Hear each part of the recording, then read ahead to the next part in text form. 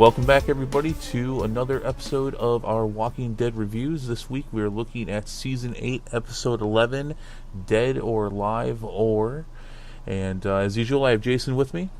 Hello. Alright, so, first impressions. Let's just get the overall impressions of the show out of the way. How did you feel about this episode?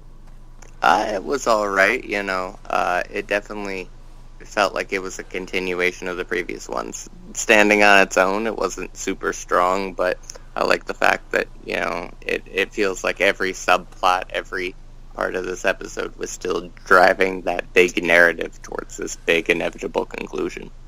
Yeah, we talked about that a little bit before we started recording too. And actually, what you've said there kind of warmed up to me a little bit more. I was okay with this episode. I thought it was all right. It's moving the narrative across. That being said, it is moving the narrative across in the typical Walking Dead fashion, where the overall arc, as far as using the use of the time of the episodes and such, it felt like there just seemed like there were some things here that are a bit unnecessary. That being said, we are definitely pushing the narrative. There was some interesting things that happened here. So one of the things we're going to get into this week, and I should tell you, let everybody know, like I told you, I did not take notes this week, but you have notes. So if I miss something, let me know. That being said, something that I kind of said, had a little bit of a prelude to last week was that we're gonna talk about this week. We're gonna talk about the effects of a zombie bite or a zombie cut, or as Negan said it at the end of this episode, getting zombie stuff in your body, and how that has the effect that it does. It's an interesting conversation. It's kind of weird how they approach this from the comic to the show. They kind of do it in the same manner, but it is a tomatoes kind of thing. But yeah, so actually, do you just want to... You know what? Let's talk about that at the end. Because we'll talk about what happened at the very end of the episode with Negan and Negan's plan, and that obviously directly correlates to that. So we'll talk about that then. What was your favorite part of this week's show? That's hard to pick. I did like the sort of conflict between Tara and Dwight. It felt like that drama that had been bubbling underneath the surface, like you said, that hadn't really been addressed up till now. Right. Like it really felt like it's got its time to shine. But I also liked watching the transformation within Maggie. From starting out with possibly one of the worst ways to kill those prisoners, just starve them to death, locked up, to her treating them like actual human beings at the end of the episode, which, made me think that maybe Maggie will end up being the one sort of carrying Carl's torch for peace, or at least, decency. Well, okay, so yeah, let's talk about the... I think those are probably the most interesting and more conflicting parts. Let's talk about the situation with Tara and Dwight first. See, now, this is kind of what was bugging me about the first episode, and I commented about this at the review for that one, was that, the character arc for Tara has been one of turning into a much more aggressive person. From when we met her all the way back in Season 4, there's definitely been a change into how she approaches how to handle people, and she's definitely a lot more callous and a lot less of a heart, a lot more heartless than she used to be. And this has been kind of the story arc for her. So when we're looking at her in the mid-season return, episode 9, and she's just standing there next to Dwight, that's part of what I was bitching about. I was like, I know this chick's got the heart in her now to be a cold-hearted killer. And we did, and I did say then that I know that they're going to address this issue between the two of them, and they really did. And that's what I was expecting to see. That's what that's kind of what they've been leading to with the character. And she actually takes the shot. She tries to kill him, and as much of a mistake as I think that is, as far as character progression and playing these characters to who they are, that made a lot of sense. And I was glad to see that they approached this thing, and I was glad to see that they really very character driven as far as how both of them reacted in that scenario. I thought that was very well done. Yeah, I'd have to agree. It was interesting to see how you know, she tried to be a little more subtle about it when she like left that walker with him, hoping that it would finish him off, and then she just when that didn't work, she went straight for the shot. Yeah, no, it's very cool, and again that's why that was bothering me, because I know this is where she is as a character now, and for her to just stand next to him in episode 9, like, yeah, this is just a guy. I'm not pissed he killed my girlfriend at all. I was glad to see that they appropriately addressed that situation, and I understand that they could have just said, well, then wasn't the time to have that conflict. No, I agree, but this episode wasn't the time for Tara to have that conflict either, but she definitely went for it. So I'm glad that they're giving that the full attention that it deserves, and I thought it was an interesting dynamic. I'm continuously intrigued by Tara again. This character is not from the comic, and so when they have characters like that, it's very intriguing to me to watch how they progress these characters. And Tara's one of those characters at the same time where I constantly think she's just going to end up getting killed. I don't know. How do you feel about that? Yeah, it feels like they're building her up, most definitely. She sort of feels like one of the farm characters, where we spent all of season 2 building up these characters, only to watch them get wiped at the end. Right. No, yeah, I agree. This is obviously a pretty strong arc for her. It's just really intriguing. At the end of the day, though, I constantly have this feeling that Tara's existence in the show and with the group is one that's going to be almost a zero-sum gain. And I don't know, maybe I'm wrong about that. But I know she does have her hardcore fans. A couple of people that I know are very hardcore fans of Tara, and I don't understand that. But, I acknowledge it.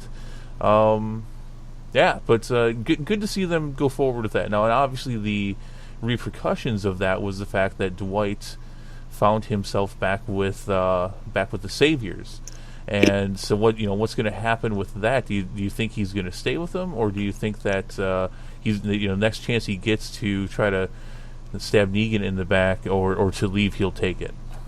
I think Dwight's more of a character of opportunity. If he thinks he's better off with the Saviors, then he'll put his loyalty there. If he thinks he's better off with Alexandria, he'll side with them. It's all about what works well for Dwight. So I don't think trying to predict his behavior one way or the other is really going to work out that well. It just depends on the situation. No, okay. Yeah. I have to disagree, and I don't think I disagree with you fully. I think, and he said it, his motivation is to kill Negan. And I don't think he has any intention of staying with the Saviors whatsoever. I think he's there right now because that worked for him. But I think if he gets an opportunity to kill Negan, he'll take it. Or if he finds that a better opportunity will be to leave the group again as a way of getting Negan killed, he'll take it. I think that's his motive. So I agree with you that he's opportunistic in that way, but he has no intention of staying with the Saviors. I don't think. Inevitably, I think he'll end up leaving them. The goal is to get Negan dead. Yeah, I could definitely agree with you there. Yeah, the question will be: is it a better way to get Negan dead by working within the Saviors to sort of bring them down from the inside, or is it better to take what he can get, intel-wise, and then take it to Alexandria and hope that that'll eventually lead to Negan's downfall? Right. Now this is one of the things where they're going with things in the show now. It's kind of just realigning itself back with the comic, and I'm not going to say much on this. I don't spoil these things, but they're putting Dwight in an interesting conversation that could shadow that, and it's very interesting to see what's going to happen there, because they do go off the rails enough. What are you clipping your nails? No. Interesting things Jason's doing. Can you hear that over the mic? Yeah, you certainly can. That was my neck. Oh my god. We gotta get you a different headset or something. That sounds like you're clipping your nails. Anyways. Okay, so let's talk about Maggie. Yeah, so you have the continuous struggle that Maggie has with dealing with the fact that I think she's got dozens of prisoners, right? Wasn't it? How many is it? At least 12. No, yeah, it's at least that. I think it's a lot more than that. It was on the box that had that walker in it in last week's episode. It said something. There's so many more. Here's one down. So many more to go. There's quite a few of them. Yeah, it's an interesting conflict. It kind of continues on what Jesus was talking about, whereas there's going to be an after here, and after this war, and you're going to have to deal with the repercussions of those who survived and how they're going to feel about how things were done. And she's weighing a situation where food's running out. Exactly how humane can you or should you be with these people? I think you're right. I don't think she's ruled out just, hey, we're going to have to put a bullet in your head to solve the problem. I don't even think that's off the table. But at the same time, I think she's conflicted with the idea, and it's like, well, what's it going to do to me doing these things to them, and what kind of person am I going to be from that? What do you think? Yeah, she definitely feels like Maggie is going to be a linchpin, especially with these prisoners towards the end game. Her decisions now, I think, will definitely see more repercussions in future seasons, or even towards the end of the season. Those prisoners are a big playing piece. If they manage to get free, or if she decides to kill them all, that's going to have a big effect on the relations with the Saviors. Well, go ahead. Already tense, but those prisoners still hold a potential wild card, as it were. Negan's not going to risk rushing them quite yet, but if Maggie starts killing them off one by one, then he's got nothing left to lose, because sooner or later all of his guys are going to end up dead. Might as well risk the rush, see who he can save. Yeah, well, and that conflict's coming too. The Saviors are heading over to the hilltop, and they've got a plan. It's going to be interesting to see how many, if any, get caught in the crossfire of that plan. And of course, we'll elaborate on that here at the end. But it's an interesting conflict coming up ahead with that, and what can happen. How many of them are going to be cannon fodder, friendly fire, whatever.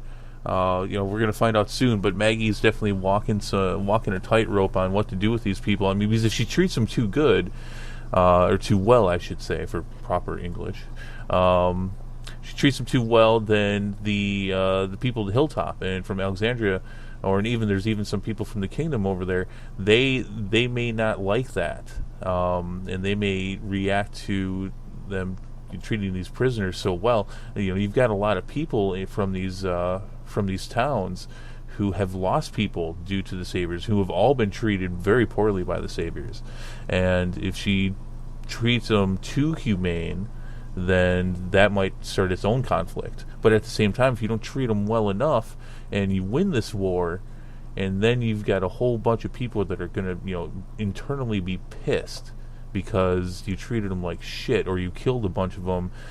It's one thing to kill a person in a war, it's another person to kill a prisoner, or to not treat them right. So for Maggie, I guess she can just say, thanks, Jesus, for putting me in this situation. Yeah, he did sort of up and leave her there, didn't he? Well, he's off, as they said, he's off scavenging. But I mean, to an extent, this could have been avoided. It was Jesus' idea to take prisoners instead of just clearing out the satellite station. That being said, that wasn't necessarily the wrong thing to do, but it definitely puts them in a predicament. Yeah, and certainly adds a level of intricacy. Like, that's definitely within Jesus's character, but it'll be interesting to see what Maggie does, and when Jesus inevitably comes back from scavenging, how he'll react to what she did. Yeah, that's something to look forward to as well. But yeah, it's like, hey, I brought you a few dozen people you got to take care of now. Amongst everything else in this war, you have to watch prisoners. Them. All right, you got it. All right, I'm gonna go. I'm gonna go find us some toothpaste. Yeah. So. All right, that landed like a ton of bricks. Yeah. Okay. Well, so go ahead. Yeah, it sort of reached the end of everything that I had kind of noticed for that particular arc. Sure. And maybe at some point we'll actually notice that she's pregnant. You and that pregnancy, man. No, I'm serious though, because it's ridiculous. Because I mean, we're getting towards the end of season 8. There's 5 episodes left. All right, I just think it's funny. Look, I mean, if you're a fan of AMC shows, you know this is how they work. Like, have you ever watched Breaking Bad? I have a little bit. Never watched the full thing. Well, it's a 5-season show. It takes place, with the exception of the series final. This 5-season show, this 5-year show, takes place within a year and a half in the show. So, you know, it's a very similar situation, especially because there was a excuse me, there was a teenage son in it, and he's clearly older. But at the same time, it's been like 2 months in the show, and it's kind of funny.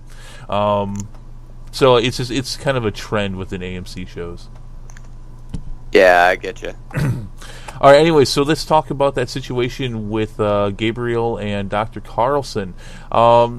This was all a really fun scenario, but when I'm talking about, you know, using the time that they have within the show, and, you know, they only have so many episodes and such. Again, the show does this a lot, and it's not that the story that they're telling isn't bad so much, because it's not. But you know, for us, it's kind of like, all right, come on, let's go. Do you know what I mean? Do you feel the same way? Sort of. You know, this particular one was, I think, a little bit more interesting. Yeah. You know, the conversation between them, that whole faith bit that they did, right, was definitely very interesting as it pertained to the situation currently in the show. Well, especially with, you know, Gabriel's really sick. Yeah. And again, we're going to talk about this more at the end of the show. Obviously, there's an effect there with Gabriel. You know, we've seen it on several occasions where they'll cover themselves in zombie guts and such so that they can move among them and stuff. And we've never seen any repercussions. Well, we finally are. He got infected. He got sick, and we're seeing repercussions from that. Gabriel going blind. Very, very interesting. This is a new story for me. What do you think of that? Well, the one thing that bothered me was the fact that they were, you know, as they were scavenging, you know, they found antibiotics and treated that like that was going to be the magic cure, even though the disease is supposed to be a virus. Yeah, antibiotics don't quite work like that, do they?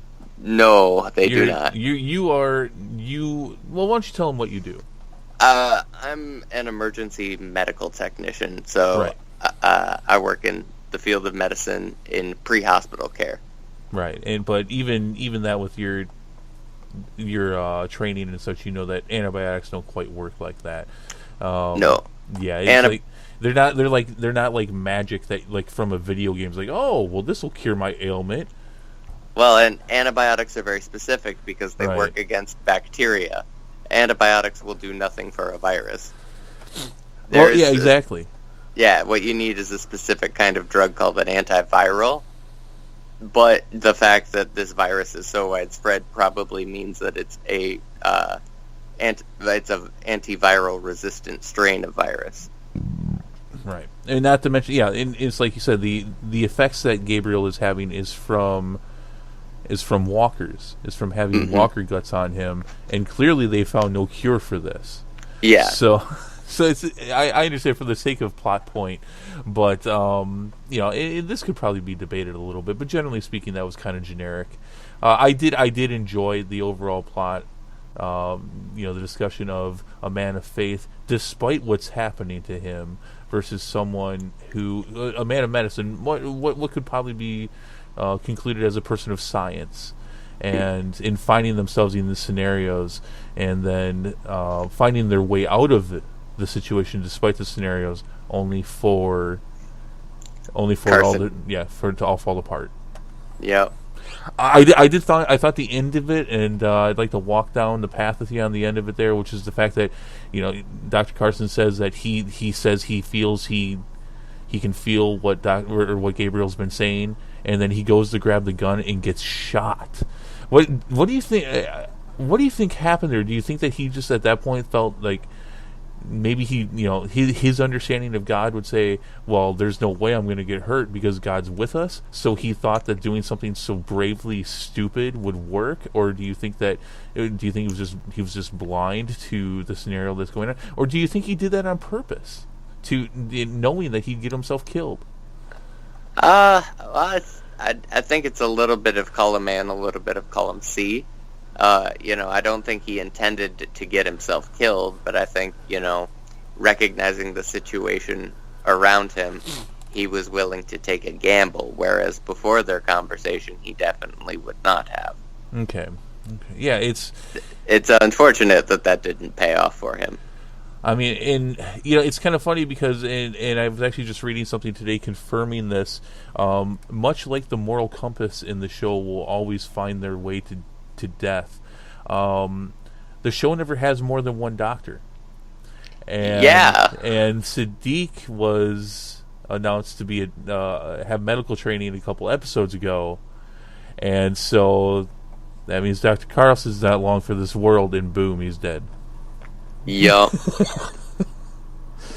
But it will be interesting to see what Negan will do with Gabriel now that, like you said, Gabriel has been infected. This gives Negan a whole new avenue of study for his new Walker weaponized bits. Well, and that's I think that's what we saw. I think that's where Negan gets his epiphany. That added into what Eugene had said about let's just make some catapults and just start throwing zombie guts. Yeah, which was kind of funny, but I think that's why Negan has had the idea that he's had now. Let's see what else. What else is there before we talk about the plot with Negan at the end? Was there anything else? There was people reacting to the hilltop to the Alexandrians showing up.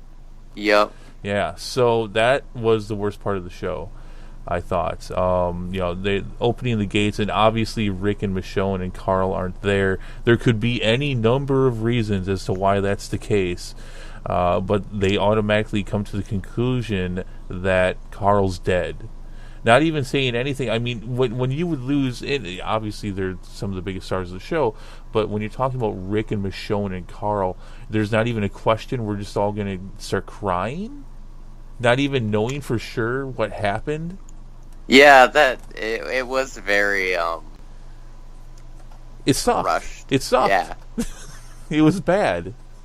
Yeah, it felt like a very quick and fast and loose way to sort of wrap up the fact that not everybody knew that Carl was dead. No. So this puts everybody on the same page. But yeah, it did feel a little cheatsy. Yes, it did. It felt bad. If that's all I got, it was just bad. It was bad writing. I suppose, is that the best way they could have handled that situation? He's like, hey, we got to keep the plot moving. I know, let's not kill Carl. How about that? Oh, sorry. We won't go down that road, though. Yeah. There's no point in that one. Yeah. Interesting interactions with, what's his name, Henry and Carol and Morgan? Yup.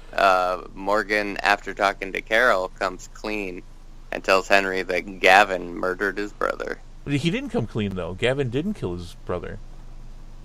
Yeah. The murderer is actually sitting there with the prisoners. His brother's murder is actually in there. He was staring right at him and didn't even know it. Yeah. So what'd you mean then, that he came clean? Well, like, he told Henry something. Coming clean was probably the wrong word. But, it sort of shows, I think, where Morgan is heading as well. Well, the interesting thing about that is that it's almost a compromise for Morgan. It definitely goes against his either we're killing or we're not mentality, and to which Morgan was kind of like, well, what's wrong with him killing him? What's wrong with him knowing and him taking justice out on him? And yeah, it almost feels like Morgan's coming to an impasse. I think at this point, again, they're leading up to Morgan leaving. I think he's just getting kind of sick of this whole fucking group. Yeah, no, it definitely seems that way. Morgan lives in sort of that black and white world, and Rick definitely sort of operates in that shades of gray area. Right. Well, and appropriately so. I mean, Morgan's wrong for that. At least in this case. It's not quite so black and white when you're talking about people's lives. That being said, let's talk about the fact, is it wrong for Henry to know who the killer is? And should he not want justice for that? Maybe that doesn't mean him killing him, but, I mean, should Henry not know that his killer is 30 feet away? Or his brother's killer is 30 feet away? Nah, I'm all for that revenge. Yeah, well, especially that guy's a piece of shit. So yeah, can't stand that guy. I mean, we all know people who are kind of like that in our lives too. It's like, God, I hate you. Yeah, without a doubt. Now, what was that? That was my phone. Okay, that's gonna be part of the show. It's like, what's making that weird noise from on Jason's end? Put it on silent, but apparently that means the vibrate still goes off. Oh, that's your favorite part. Yep. Okay. Yeah, no, I'm all for it. I guess I understand. There's a rope to be walked here on this, because you don't want the kid to end up being crazy, and then you're gonna have to have him like look at the flowers where Carol puts a bullet in his head. I wonder a lot of times with Carol, because Carol's definitely on the side of preservation now. Whereas before she's been about, well, just kill him. It's like, hey, they took a cookie, kill him. But why not? Just kill him. You know what I mean, right? I mean, she was very much about, yeah, this is how you solve your problems, is you kill these people. She's definitely on the side of preservation now. I wonder how much of that is because that's how she feels things should be done, or that's how she feels they need to be done for her to continue to feel like a person. Which one do you think? Do you think it's self-serving, or do you think it's because she thinks it's the high road? I don't think it has to be one or the other. I mean, it goes back to something that I think we talked about in a previous episode. Nobody wants to think about themselves as a bad person. Nobody thinks of themselves as a bad person. Mm-hmm. So you take the high road because it makes you fundamentally feel like more of a person, and that in turn feeds into that belief of that's how things should be run. Yeah, but she never used to have an issue with this. She never used to think that killing was a bad thing. And ironically, that it's Morgan who brought her to the conclusions of, well, maybe this is having an effect on me. It wasn't until he kind of woke that in her that it began to be an issue. And again, the irony there was Morgan is trying to live a life of, it doesn't matter if we kill people as long as we get to the conclusion that we need to. So I guess and that's what makes their interaction so interesting. Yeah, because it sort of feels like Carol's kind of coming back full circle, because she started off being very much about preservation back when Sophia was still alive. Mm-hmm. And after Sophia died, we started seeing that turn in her, and it got more and more severe, and now I feel like we're seeing her come back more towards an equilibrium between the two. Mm-hmm. Where she's not going to be completely sociopathic about her murder rampages, but she's also no longer going to be that absolute preservationist that she was before. It's interesting because we talk about what things are going to be like in this world after this war is done. What's going to happen to Carol? Carol was kind of brought out of hiding because of this whole scenario. Will she go back to her cottage? Will she decide to live in one of these communities? That's a very good question. I haven't given much thought to that, but I'll have an answer for you next time. Yeah. So just kind of curious, what's going to happen with a lot of these people. I know what's going to happen with a lot of these people, but at least I'm assuming, following the comics. But again, Carol is a character who's long since been dead, and so and she's one of the more interesting characters of the show. glad they took the road that they did with her. But I just wonder what is she gonna do? Where are things gonna go? Is she gonna hang with Daryl again, or is she gonna go back to her cottage and just kind of be alone, or is she gonna hang out with Ezekiel some more, or what's going on? Okay, any other story arcs or anything before we get to Negan? No, I think that's pretty much everything. Okay. So at the end of the episode, we've talked about it here briefly a couple times. At the end of the episode, Negan has come up with the idea of maybe one of the things that they can do is weaponize the virus that the walkers have. Now, everybody has the virus. Everybody's infected. And this is where, this gets really weird. I don't want to say this gets gray, but it gets murky.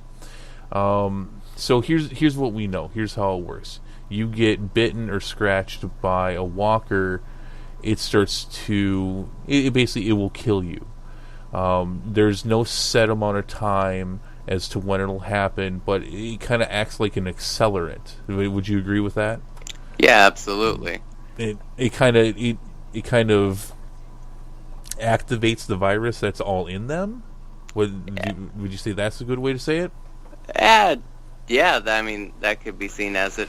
Or the other thing that I always thought of it as is, the walkers have they've got a higher concentration of the virus.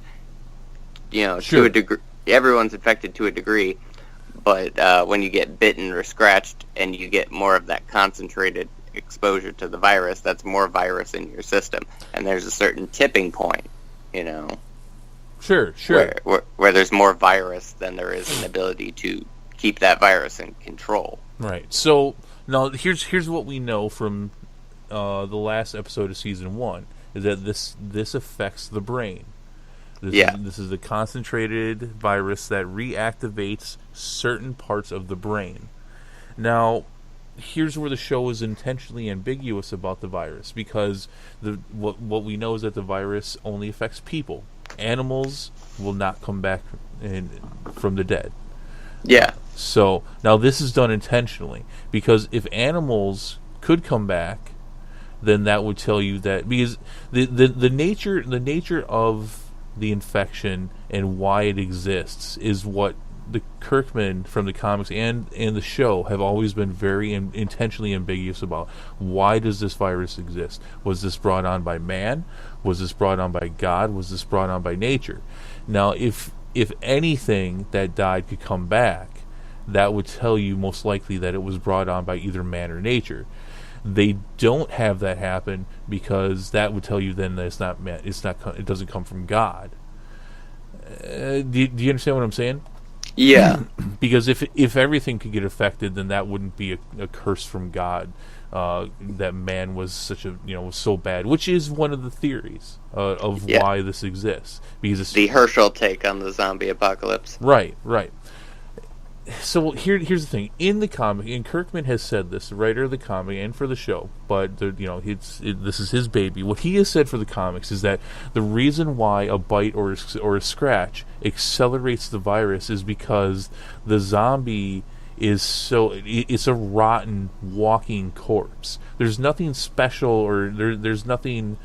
There's no concentration of the virus with the walker. It's the fact that it's a rotting corpse, and it gets its nasty bacteria into your body to the point that it will kill you.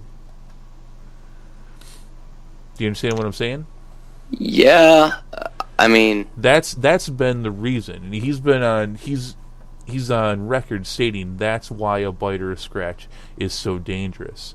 Which has always kind of made sense to me as to why they can then wear some of the guts and stuff sometimes, and it's okay because it's not getting inside of them, even though it's kind of soaking into their skin, because it's not that much of a amount that's actually getting into their body, which we're now starting to see effects from.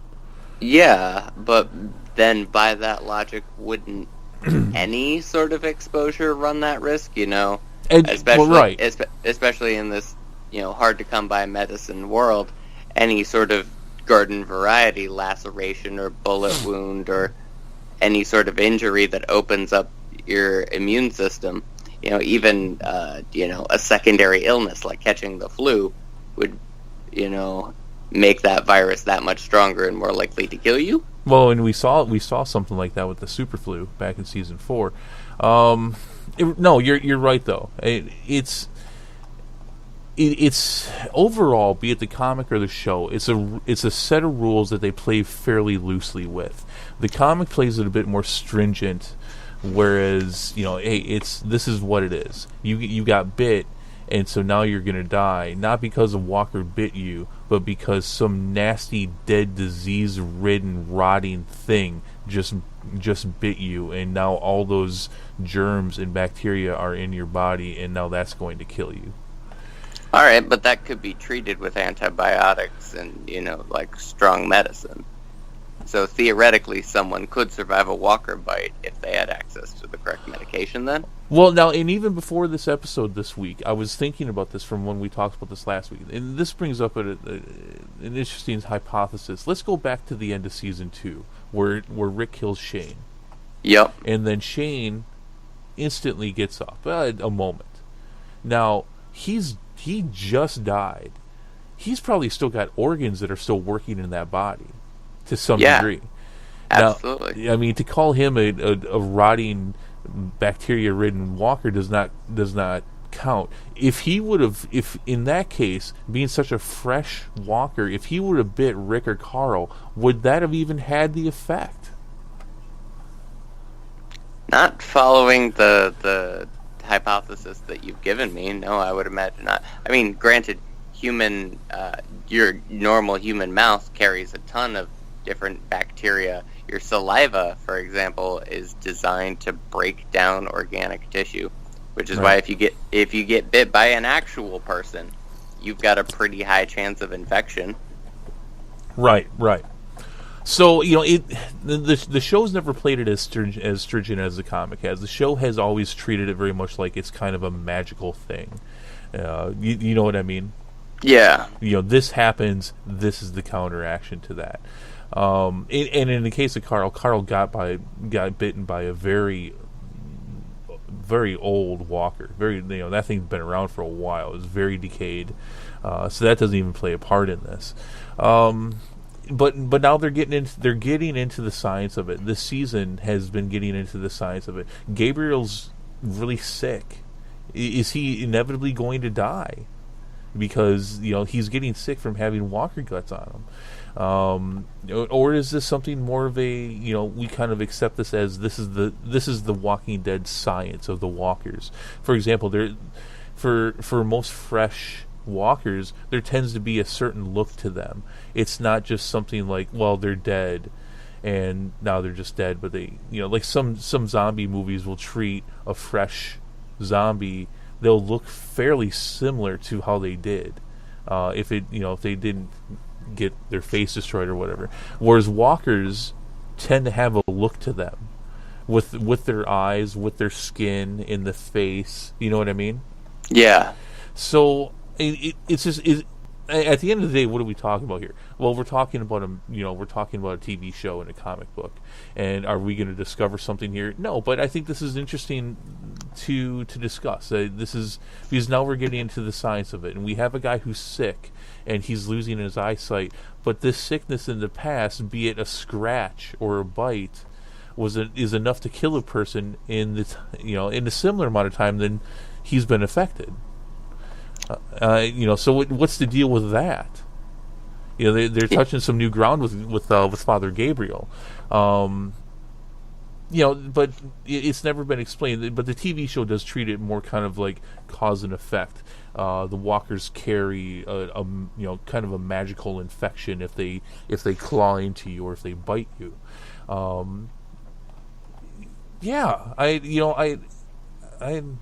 do you think?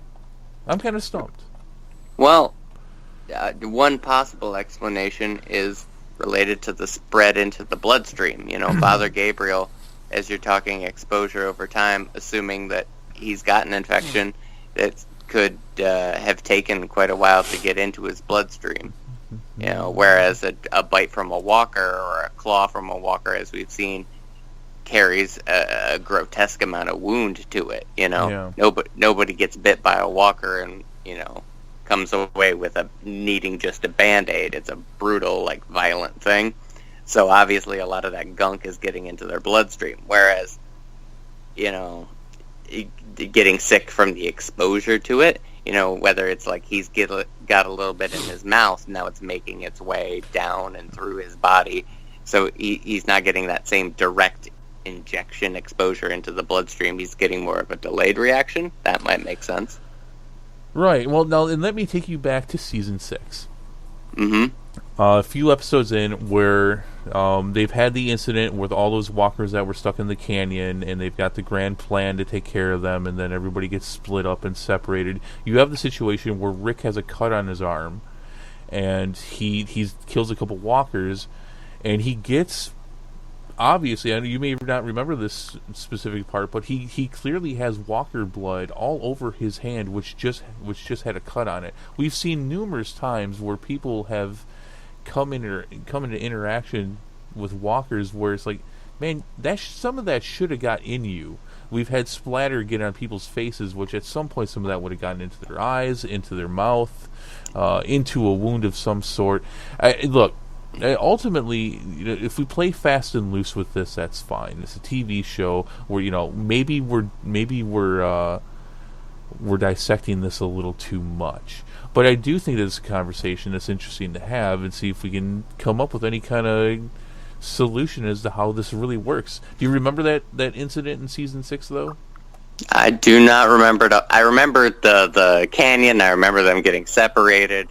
I do not remember that particular scene. He ends up having to kill. He comes across a few walkers and he has to kill them. It's shortly before he gets to the RV, and then you have the wolves. That he shoots through the RV. It's right around that same timeline, and he ends up using his knife on a few walkers. And actually, I think he cuts himself when he attacked the walker, but he gets the walker blood all over that whole hand. And we've never seen any, I could probably go through and find many more instances where walker guts or blood got into a person's body, or certainly would have gotten into a person's body, but we have not seen the effects of what we're seeing from Gabriel, or they did not turn into a walker. And like I said, ultimately, hey, look, if we're playing fast and loose with this, that's fine, but I don't know. I just feel like a conversation needed to be had about it at some point. What do you think? Yeah, no, I think it's definitely a brain teaser, because as much as they, like you said, the show treats it more as like fast and loose. Yeah, they treat it like it's magic. Yeah, it's good, which the makes it a little bit hard. Walker. Yeah, it makes it a little bit harder to nail down. Right. Like I think any explanation that we could feasibly come up to, the show has violated its own logic at one point or another. Oh yeah, many times over. But it's always interesting to conjecture. Well, and I think up until this point with Father Gabriel, it was like, clearly if you get, like what happened with Herschel, he gets bit in the leg, he gets bit in the bottom of the leg, they can cut that off, which by the way is bullshit right on its face. Because you know enough about medicine to know, and I know enough about medicine to know, and I don't work in any kind of medical field at all, that when Herschel got bit in the leg, it's done. That whatever was in that walker's mouth is already coursing through his body. Yup. So no, unless the only explanation would be is if they applied a tourniquet, like you do with snake venom, where you block off the blood flow from one area, but I don't remember them doing that. No, it was just before they cut off his leg, but by that point it's been minutes. Yeah, it's been quite a while, and viruses tend to move very fast. Right. They replicate their ways through cells, and if he's already infected, he's already got those in him. It's not going to make a whole lot of a difference. Yeah. So what's the deal with that? I mean, and again, we're walking down a path where we're not going to get an answer, and I'm fine with that. But everybody's infected already. So how does that work? And does this kind of wake up the infection in their body? Does getting bit by a walker and getting some of that rotten dead decay into their body, does that make the infection that's already there think that the body's dying, or that the body has died, and is that what wakes up the infection on a cellular level? I guess for me, looking at Father Gabriel and what's happening with him, it's like, okay, up until this point, you've been playing by some rules, but this is the first time where you're kind of playing in between the rules. And so how is, and again, I don't expect an explanation ever, but I don't know. Interesting stuff. I mean, at the end of the day, like I've said a couple times here now, it's a zombie show. I accept it for what it is. I think Negan's plan is interesting. It's right out of the comics, and I won't say anything more to that as to how it concludes and how it affects other people.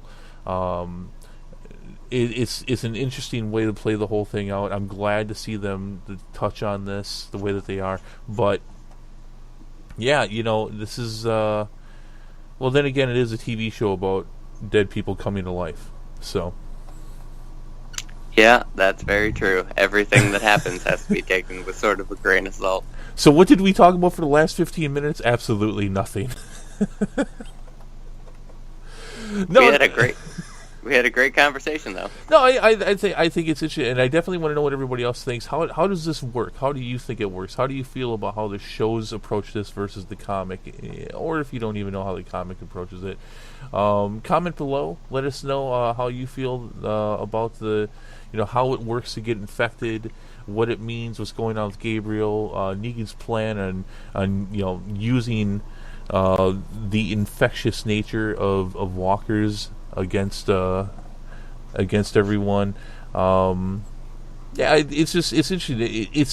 It's something that plays a huge role in the show, but we really don't know a whole lot about it. And but at the same point, after 8 seasons now, we've kind of seen enough towards like, wait a second, me thinks you're not playing by the same rules all the time. Yeah, well, and there's been other moments, I think, in the show where you've sort of gotten that inkling, not as nearly as much to this effect, but like particular things that stood out as a little off. Oh yeah, well yeah, that's going to happen. All right, well, I think that's going to do it. Is there anything else you wanted to touch on from this week's episode? No, I think we covered everything in my notes. All right, so let's rate it then. Let's see. We will go with the radio stations. Oh, wait, the radio station. What do you think's up with that? Do you think we'll ever see that again? No, I don't think we're going to see that again. No? Okay. I could see in the future, if Gabriel makes it through this war, where that's where he's just going to live. He's going to be blind Gabriel trying to talk to people on the radio. Oh, you think he's going to be like Wasteland Radio? I don't know. Who knows? It's going to be DJ 3 Dog. He's going to preach the gospel over the radio. That's what you get, and that which would be fitting in a zombie apocalypse. What do you hear on the radio? If there's anything on, you hear the gospel. I don't know. I give no real credence to that theory. I just thought it was interesting. Okay, so but we'll rate it by radio stations. 1 out of 5 radio stations. What do you give this week's episode? 3 radio stations out of 5. I've been sitting here between 2.5 to 3. I'm going to give it 3 as well. Yeah. So next week, what we've seen from the teasers, from the trailers, we're going to start getting some interaction here between the Saviors and the Hilltop. That will be the 4th episode of the second half of the season, giving us 4 left after that, which means that they will get through 15 minutes of plot point within those 5 episodes, because this is The Walking Dead, so they really got to start moving if they're going to wrap this thing up. Yeah. Because we know we still got 45 minutes of Eugene making a sandwich coming. Oh yeah, I'm looking forward to it. It's my favorite part. How do you think they're going to do that? Let's assume that this goes the regular good versus evil, and the Saviors are defeated. Does Eugene die with them, or does he come back to the communities? And if he does, how do you think that plays out?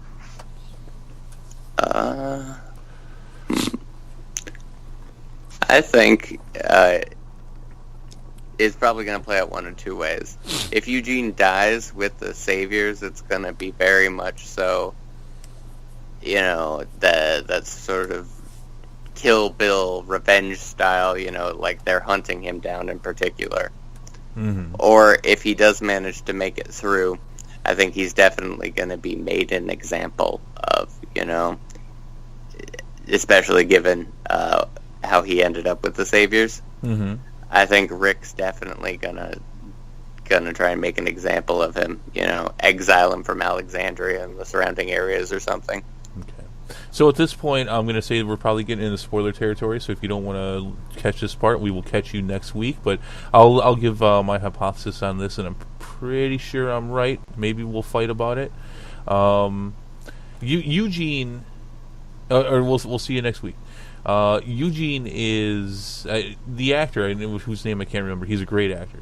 He's a great character. He's taken this character to new levels from what he was in the comic. That being said, he's still in the comic. He's still around, but he's in a very different scenario. This scenario does not exist in the comics, where Eugene goes to the Saviors and actually becomes an active, willing participant of them. I've been trying to figure out for a really long time how they get him back into the fold with Alexandria, in which I wasn't sure at all up until this week. And I think when the final parts of this war happens and the shit hits the fan, Eugene is going to pick saving Gabriel as the thing to do. And the Alexandrians, or the good guys, so to speak, are going to find him saving a blind Gabriel, and trying to get him to safety and take him back in. I guess we'll see. What do you think of that theory? I think it's possible. Yeah. I think it's a little corny, but or definitely Rick possible. will just put a bullet in his fucking head. Yep. He did try to kill him once. He has indeed. Interesting stuff. I don't know, but I think that's how it's going to play out. What, are you going to bet me? Are we going to bet? No. No, I've learned better than to bet with you and The Walking Dead. you can see. Well, that's often enough I've had the inside scoop, but this is not played out in the comic in the slightest.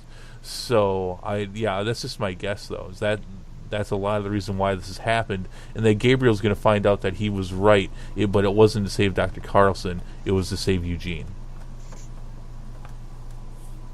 I could see that being the case. We'll see. We'll find out in the next month. Yep. All right. Well, that'll do it this time. Thank you, everybody, for joining us. We'll be back next week.